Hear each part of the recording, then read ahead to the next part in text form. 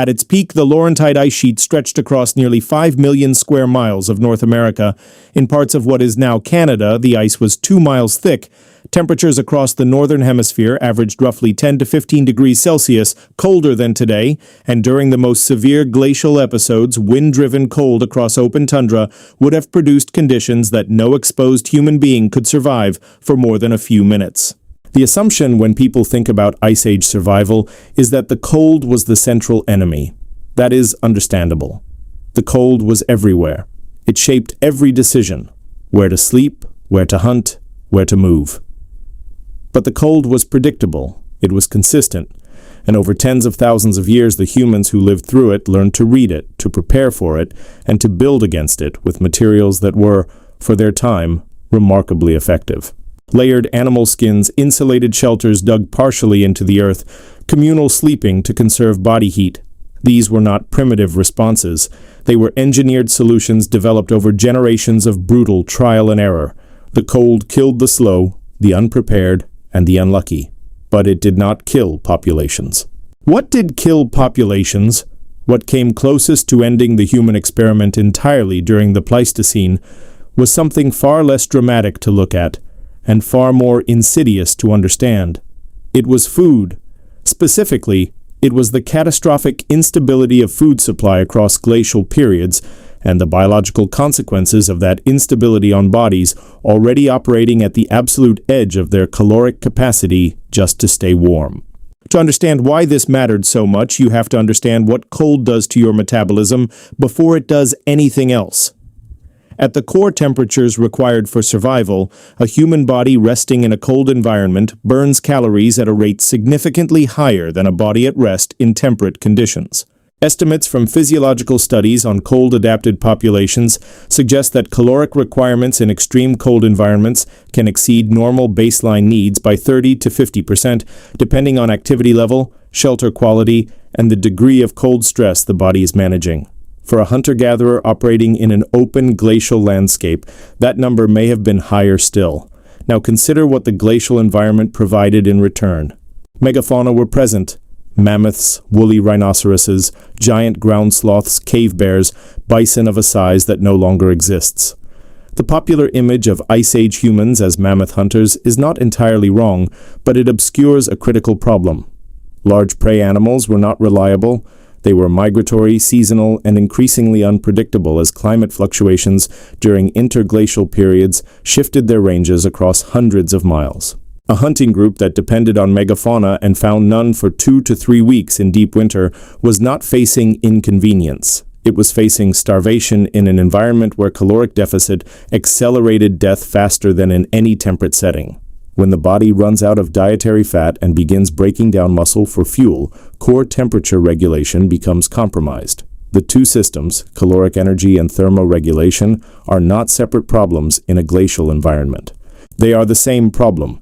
A group that hasn't eaten in 10 days is not just hungry, it is also colder than a group that has eaten. Its members are slower, their decision-making is impaired, their immune systems are suppressed. And in a landscape where a wrong decision about where to shelter, or a failed hunt, or an unexpected blizzard could mean death by morning, impaired cognition was not a survivable condition. Paleoanthropological evidence gathered across multiple sites in Europe, Siberia, and the Americas suggests that the human populations of the late Pleistocene were dramatically smaller than the available territory might imply. Genetic studies of modern human populations point to severe bottleneck events, periods when the total breeding population of our species may have dropped to numbers that, by modern standards, would constitute functional extinction. Some researchers place the total global human population during the most severe glacial maximum at somewhere between 100,000 and 500,000 individuals, spread across the habitable fringes of a frozen planet. These bottlenecks were not caused by predators, though predators were real and dangerous. They were not caused by war, though evidence of violence exists in the archaeological record. They align with uncomfortable consistency with periods of climate instability. Rapid oscillations between warmer and colder conditions that disrupted the vegetation patterns megafauna depended on, which in turn disrupted the humans who hunted those megafauna, which in turn produced cascading starvation events across regions. The Younger Dryas is the most studied of these events. Beginning approximately 12,900 years ago, average temperatures in the northern hemisphere dropped between 10 and 15 degrees Celsius within a period estimated at as little as a decade, possibly less. The cold returned with a speed that the slow processes of ecological adaptation could not match.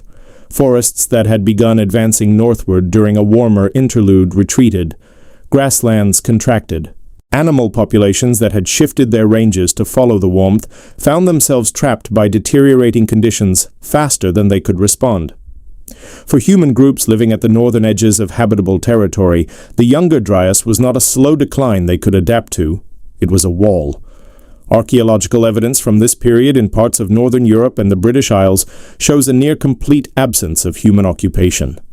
People did not adapt in place. They died or they fled south, into territories already occupied by other groups, creating the additional pressures of resource competition that malnutrition and crowding bring. There is something specific worth understanding about what chronic caloric deficit does to a community over time, because it is not simply a matter of individuals growing thinner and weaker. Reproductive biology responds to nutritional stress in ways that compound demographic collapse. Female body fat percentage below a critical threshold suppresses ovulation in a group of women already operating at the edge of their caloric reserves through a combination of cold exposure, physical labor, and inconsistent food supply. The birth rate does not just slow, it can stop.